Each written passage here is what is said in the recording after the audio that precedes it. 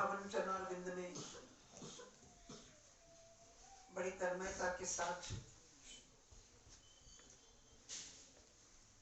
बड़ी उत्कंठा के साथ सत्संग की परिपूर्ण जिज्ञासा के साथ विराजिता श्रद्धामती भक्तिमती माताओं, आदरणीय आबाल वृद्ध प्रेमी सत्संगी बंधुओं, अंततो गत्वा हम उस चरम बिंदु या चरम शिखर पर पहुंच ही गए हैं जहां पहुंचने की अभी इच्छा नहीं थी। आज स्वराज बहन जी चर्चा कर रही थी तो बातचीत में उनके मुख से अचानक निकला कि जब 5 सत्संग पूर्ण हो जाते हैं तो दिल घटने लगता है कि अब कम रह गए दिन। और निश्चित ही उन लोगों की बात है जिनके हृदय में सद्गुरु भगवान का पूर्ण आशीर्वाद स्थापित है। क्या कहें और क्या ना कहें, कुछ कहने को बन नहीं पा रहा, पर ये तो हम लोगों को समझ में आ जाना चाहिए कि संसार के समुद्र से उद्धार का कोई दूसरा साधन नहीं है सद्गुरु की कृपा के अतिरिक्त। और जब तक सद्गुरु हम पर अपनी अनुकंपा करके बाह पकड़ के चलते हुए संसार से अपने चरणों में खींचकर नहीं बिठाते, हमें संसार की ओर से किसी प्रकार का कोई सहारा बचाने वाला नहीं दिख पा रहा। तो इसी विश्वास को आज दोहराएंगे। आज मेरे अंतर की इच्छा है कि केवल निवेदन करूं महाराज जी के चरणों में, कोई प्रसंग नहीं, केवल निवेदन करूं। तो आइए प्रथम पुष्प महाराज के श्री चरणों में चढ़ते हैं। आप सब मिलकर के साथ दीजिएगा।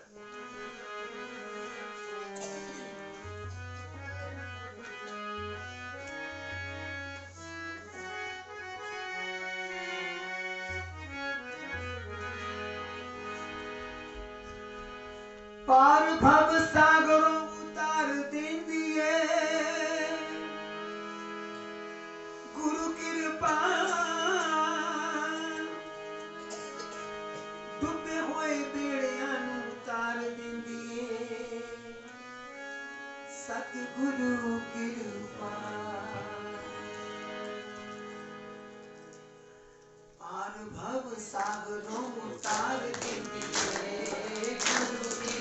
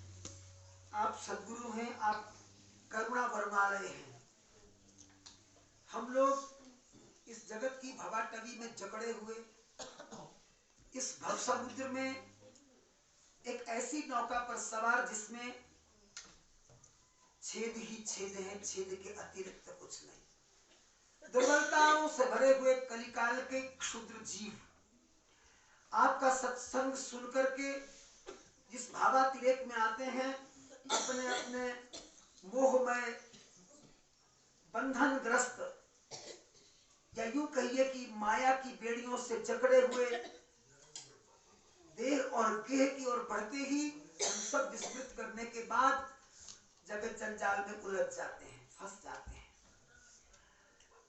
यदि ये सचमुच का हिसाब किताब इसी रूप में हम अपना बही खाता आपके सामने रखकर आपको दें, तो जन्म जन्मांतरों में भी हमारी सदगति की कोई आशा की किरण बंध नहीं सकती। आप पापों का प्रक्षालन करते चले जा रहे हैं, हम नित्य नए पाप करते चले जा रहे हैं। मानो ऐसा लग रहा है कि हम और आप में बाजी लगी हुई है।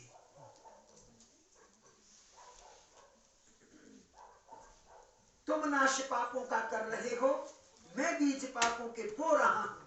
हम तुम में बाजी लगी हुई है कि कौन जीते और कौन हारे। आप तो पाप प्रक्षालन है, परंतु मेरी देखिए ना कितनी बड़ी होड़ है। आप पापों का प्रक्षालन करते हैं शरण में आने के बाद, और हम जाने के बाद पापों के बीज बो करके अंबार खड़े कर लेते हैं संचित कर्मों के ढेरों के रूप में। तो प्रभु इस तरह से हमारी बारी तो आ नहीं सकती, परंतु आपका विरद है। शरण आगे किस कंठ लगावे विरद स्वामी सबला। शरणागत को आप उसकी भूल, उसकी दुर्बलता, उसकी त्रुटियां सब विसार करके क्षमा कर देते हैं और उसका उद्धार कर देते हैं, उसका कल्याण कर देते हैं। तो आपसे प्रार्थना है प्रभु, हमारे अवगुणों को न देखें, हमारी दुर्बलताओं को न देखें। एक बड़ा भावमय भजन है, आपने भी सुना होगा, थोड़ा थोड़ा साथ दीजिए पीछे बोल करके।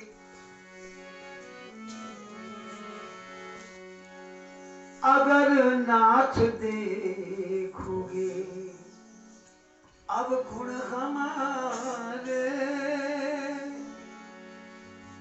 तो हम कैसे भावते लगेंगे किनारे।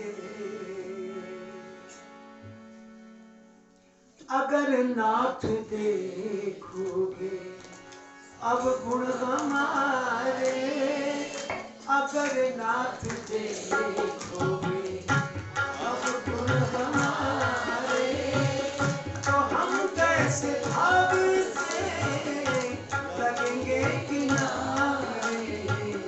अगर नाथ देखोगे अब गुण हमारे, अगर नाथ देखोगे अब गुण हमारे, तो हम कैसे भाव से लगेंगे किनारे। अगर नाथ देखोगे।